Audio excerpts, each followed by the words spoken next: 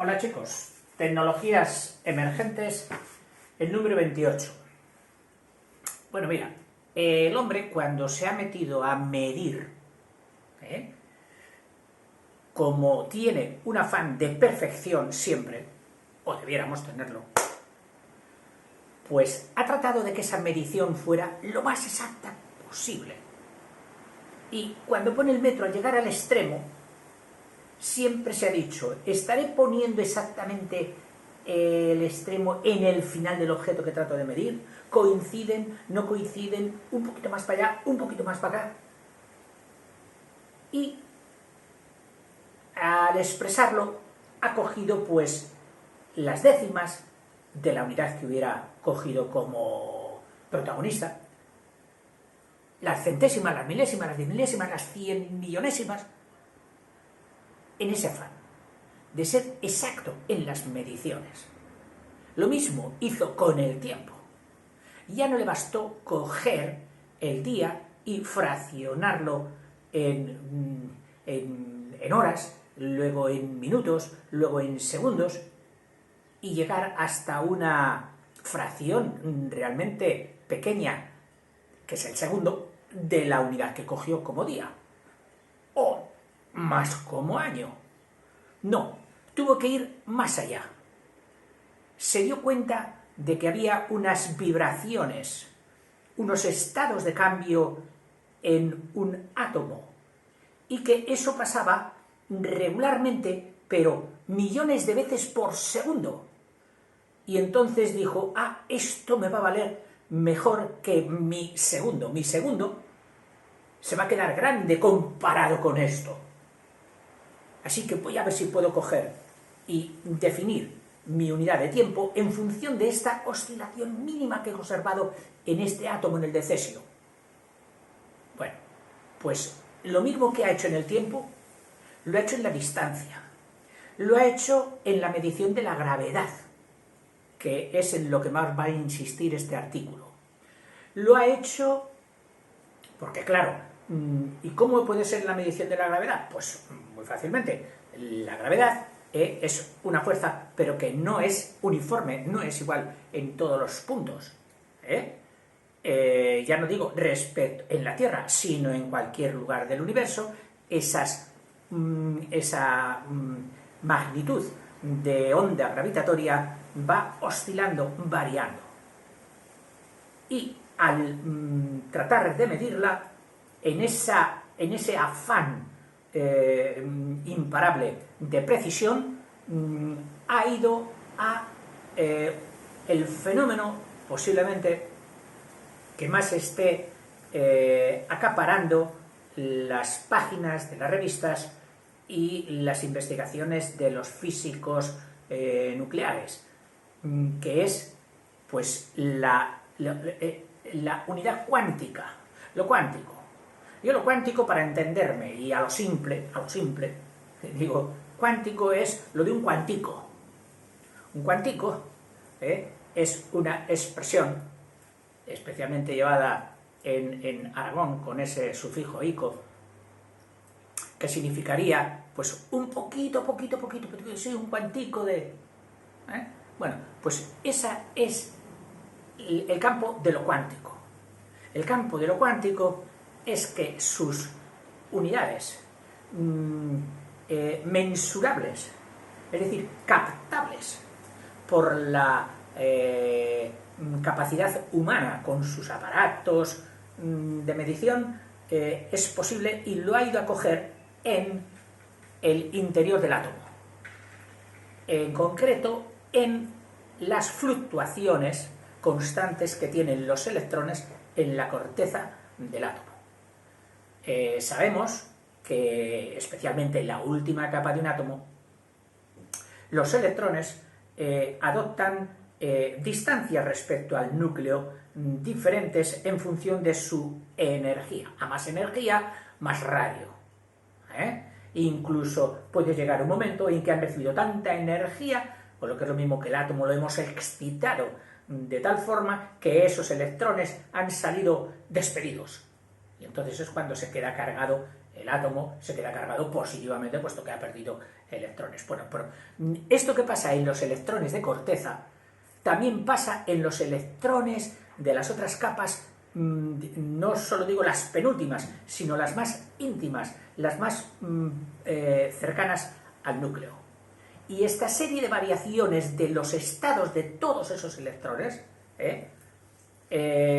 son unas variaciones que fluctúan en el tiempo, pero en unos tiempos no de un segundo, no, el segundo es ya una unidad macro, por así decirlo, sino de nanosegundos, de femtosegundos, que son 10 a la menos 9, 10 a la menos 12, etc. Y son capaces de medirlos, es decir, esos cuanticos, esas fluctuaciones, variaciones, transiciones tan pequeñas son las que se han cogido para crear la nueva metrología, es decir, la nueva ciencia de la medición. Claro, y yo, si te das cuenta, tampoco es que abunde mucho en la comprensión de este fenómeno, por eso que prefiero tocarlo levemente y más bien superficialmente para no meter la pata ni inducirte a error. Que como decía el catecismo, doctores tiene la Madre Iglesia que te sabrán responder. Hay profesores brillantísimos y que ponen, iba a decir, caritativamente sus páginas en internet para que todos tengamos accesos a ellas y les damos las gracias desde aquí. Bueno, todo esto como digresión inicial o preámbulo de un articulito de Carlo Ratti.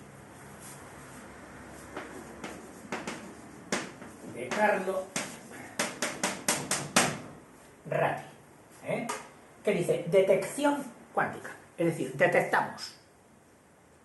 Detectar es ser conscientes de una variación que sucede en nuestro entorno, pero cuántica, es decir, súper mínima. Y como subtítulo pone metrología, es decir, ciencia de la medición. Metrología de alta precisión basada en las peculiaridades del mundo subatómico, es decir, de las tripas, de las interioridades del átomo. Ahí se basa la nueva metrología, de ver los fenómenos, cuantificarlos y medirlos y comparar esos fenómenos con todo el resto de las magnitudes físicas. La electricidad estática, la gravedad, la distancia, el espacio, los volúmenes, etc. Dice, aunque los ordenadores cuánticos, que es la gran gestación que se está haciendo ahora, están haciendo unos ordenadores cuánticos que cuando salgan, que cuando nazcan, va a ser una maravilla. Bueno, dice, aunque los ordenadores cuánticos acaparan la atención, los sensores, es decir, esos aparatitos, sensores, sensibles, sensores cuánticos, podrían ser igual de revolucionarios y abrir la puerta a vehículos, por ejemplo, autónomos, vehículos sin conductor, capaces de ver tras las esquinas. Tú déjale, puedes fiarte que este vehículo sin conductor es capaz de ver ya no solo lo que tiene delante, sino lo que tiene a la vuelta de la esquina, porque lleva sensores cuánticos. Sistemas de navegación subacuática, donde prácticamente pues, no se ve nada, serían posibles también. Sistemas de alerta temprana de las erupciones volcánicas y terremotos y los tsunamis, fíjate que sería esto una maravilla, y todo mediante la medición cuántica. Y escáneres portátiles que los llevarías en tu reloj o donde fuera, que monitoricen la actividad cerebral en nuestro día a día. Vamos, que vas al médico y te preguntan, ¿qué le pasa? Y tú le dices, mire, conecte su ordenador o su pantalla con Kling y le aparece ahí todo. El escáner que ese sensor ha hecho de tu cerebro durante un día, 2 días o una semana. Imagínate qué fuente de información le das al médico para hacer bien sus diagnósticos. Los sensores cuánticos, que evidentemente te los puedes imaginar como quieras, como pantallitas, como relojes, como relés, como todo, alcanzan una enorme precisión aprovechando la naturaleza cuántica de la materia, de lo que te he hablado al principio. Por ejemplo, tomando como unidad básica la diferencia entre electrones que ocupan distintos estados de energía, corteza del átomo, un electrón aquí y otro electrón aquí, hay una diferencia. Tomando, este tiene más energía que este. Dice, la diferencia entre electrones que ocupan distintos estados de energía. Los relojes atómicos ilustran este principio, es decir, sirven para darnos una idea de lo que estamos hablando. Un ejemplo, o sea, como decía aquello, para muestra, un botón. Mira lo que pasó aquí. Se basa nuestro patrón de tiempo, que ya no es el segundo, a escala real y de manejo cotidiano sí, pero el segundo ya no está medido en función de lo que medíamos antes, de fracción de día, de hora, etc., sino en fracción de esto, atento.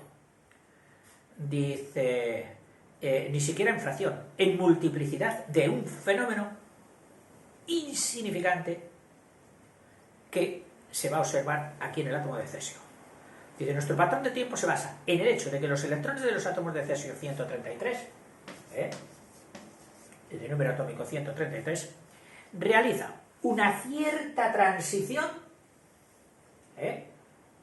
o sea, esta diferencia entre este estado energético y este estado energético, esa diferencia realiza un cambio, una transición, una variación, o sea, esa diferencia no es siempre igual, va variando, pero resulta que la hace, esa variación, esa diferenciación, la hace 9.192.631.770 veces por segundo.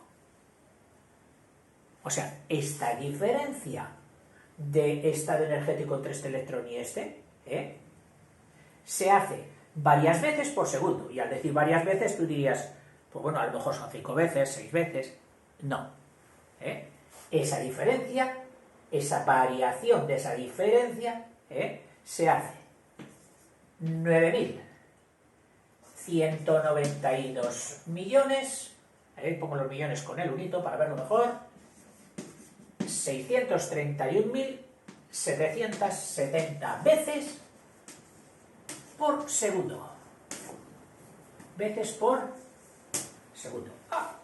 Y ni cortos ni perezosos te ponen hasta las unidades.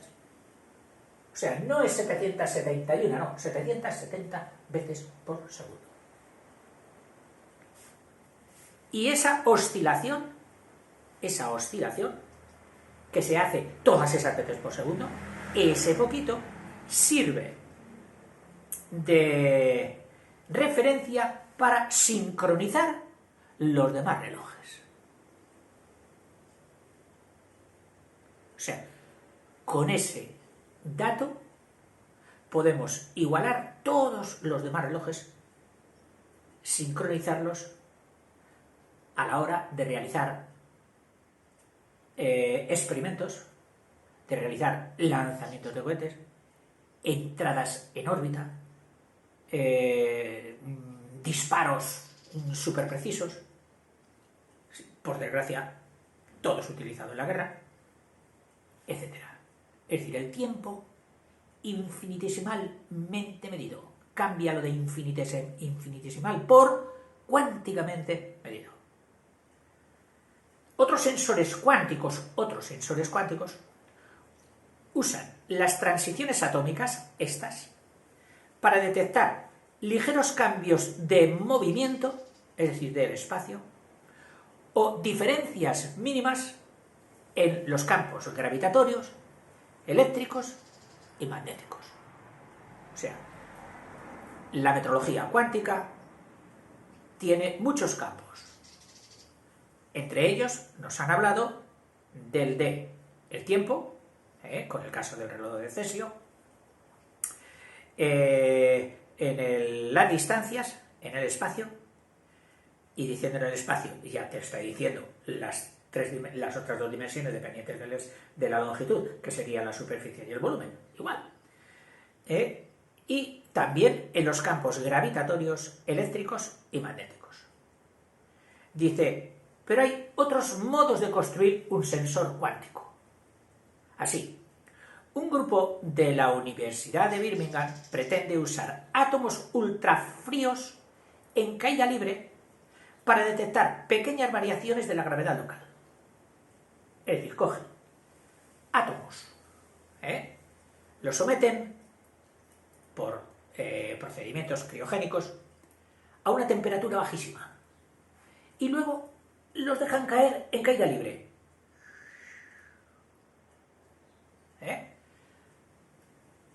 La medición del movimiento de cada uno de los átomos captada por los sensores da una precisión, una medición de la gravedad en ese punto crítico con una precisión increíble, altísima. Hacen una torre grande de 100 y pico metros y dejan caer los átomos ultrafríos en caída libre. Y mientras van midiendo esas gravedades. Lo ideal sería hacerlo en el espacio. Pero claro, allí todo se complica. Todo se complica. Es más difícil realizarlo. De momento lo realizan aquí en Tierra. Este tipo de gravímetro, es decir, de medidor de la gravedad cuántico, sería capaz, o sea que esto no creas que para divertirse y luego no sirve para nada. No. Todo tiene una utilidad y unas utilidades increíbles que abarcan todos los campos de la industria y de la técnica, y de la vida personal de nuestra. Dice, este tipo de gravímetro cuántico sería capaz de descubrir tuberías o cables enterrados sin necesidad de cavar. O sea, que vieras tú ya, oiga, que hay que hacer una conducción nueva de gas, de agua, de luz, de lo que sea, tal. Pero por ahí hay un montón de cosas ya metidas anteriormente. Por ahí habrá electricidad, por ahí habrá gas, por ahí habrá cloacas, por ahí. Tranquilo. Con el medidor cuántico, sabemos exactamente dónde está todo, a qué distancia, qué grosor y qué naturaleza tiene. Es decir, es como ver a través de la materia. Ver con la misma claridad que tú ves un árbol ahí plantado y puedes calcular la distancia, ver un cable que esté a 4 metros de profundidad y ver el grosor, etcétera, y qué es lo que conduce y qué es lo que lleva. Y todo esto gracias a los gravímetros cuánticos que se están desarrollando.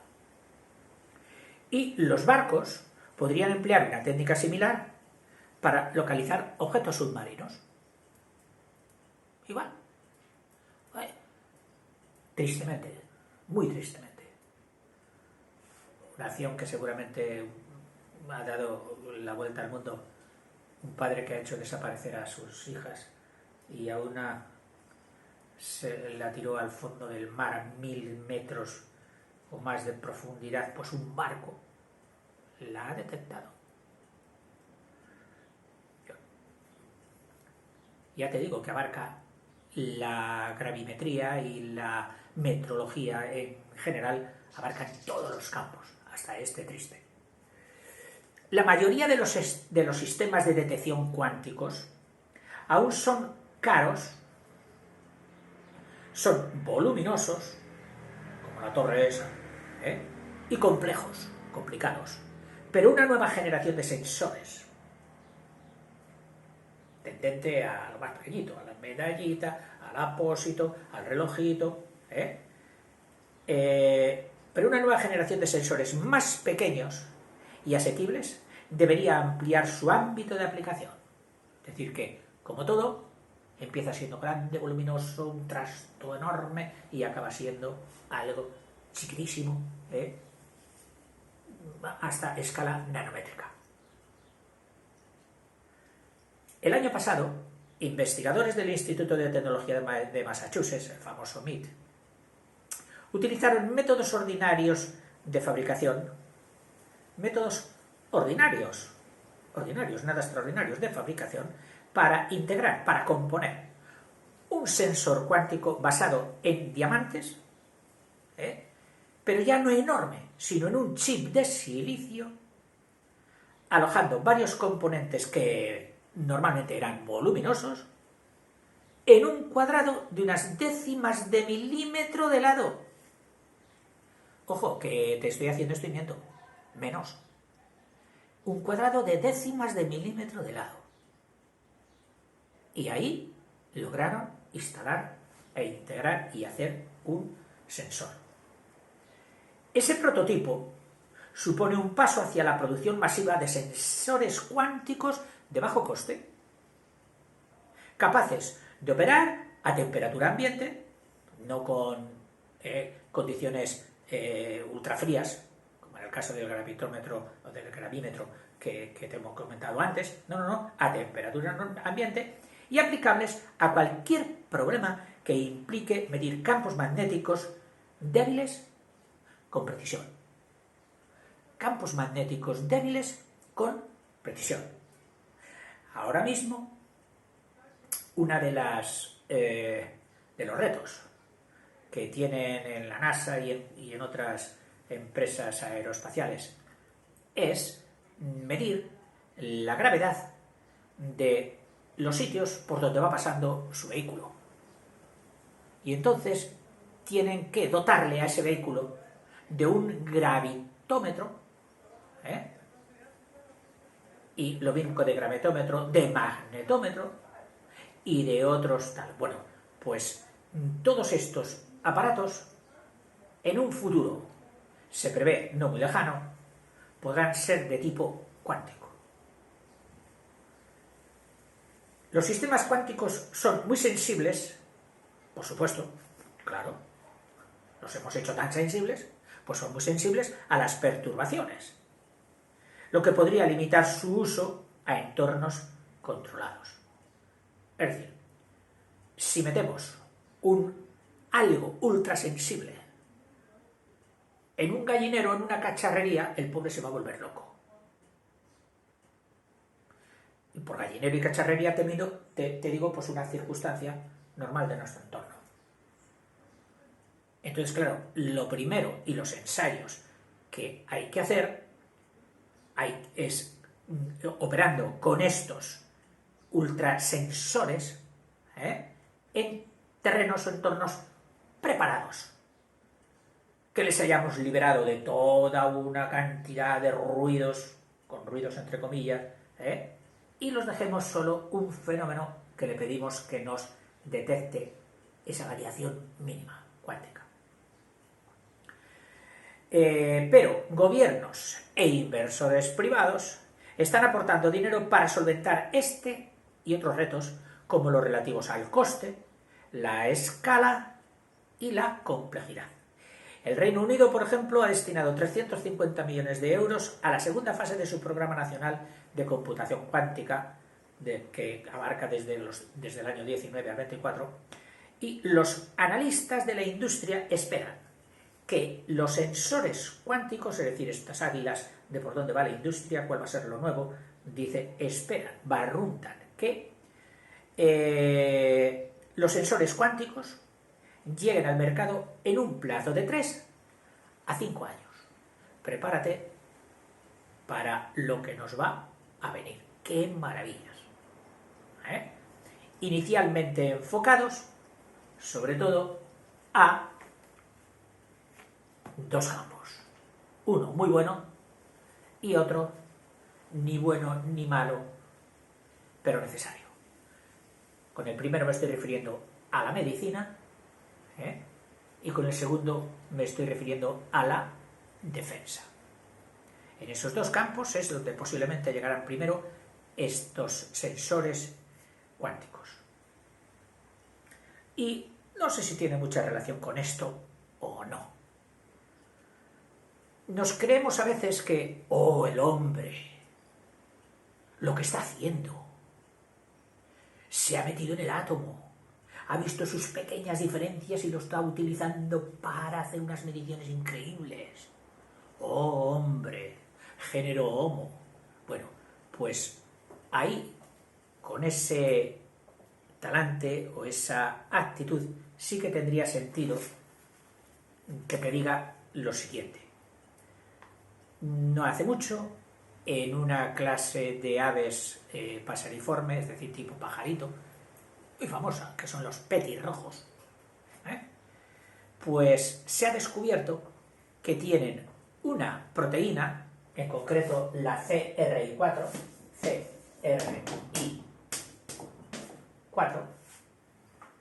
que interactúa con las radiaciones de todas las gamas de azules. Responde, interactúa. Cuando la frecuencia tiene una variación mínima dentro de la gama de azules, esta proteína lo detecta. ¿Y qué le lleva a esto? Bueno, pues esto le confiere a este pajarito como un juego de imanes cuánticos. Es decir, unos imanes que detectarían el campo magnético, en concreto el que les interesa a ellos, que es el de la Tierra para sus grandes viajes, pero de una forma cuántica, casi, iba a decir imperceptible para nosotros y tanto, de tipo infinitesimal. Oye, pues que el pajarito, o sea, que lo que la investigación en metrología cuántica está haciendo, este pajarito lo tiene ya. No en el campo eléctrico, no en el campo gravitacional, no, en el campo magnético. En uno de esos campos en los que estaban investigando, en el campo magnético. Y entonces le permite con ello tener una geolocalización, que es lo que nosotros hacemos actualmente por GPS, pero infinitamente más perfecta que nuestro GPS. Es decir, nosotros, para saber dónde estamos, clicamos en nuestro móvil y decimos, señálame dónde estoy. ¡Pum! Y te dice, está usted en el punto este, tal. Y te lo da con una fiabilidad, también te marca unos márgenes de error, pero te lo da con una fiabilidad bastante buena. Bueno, pues eso no es nada comparado con lo que hace la proteína CRI4 en el petirrojo. Alta precisión ya de la naturaleza. Que cuando el hombre va, ella está de vuelta. Hasta luego, chicos.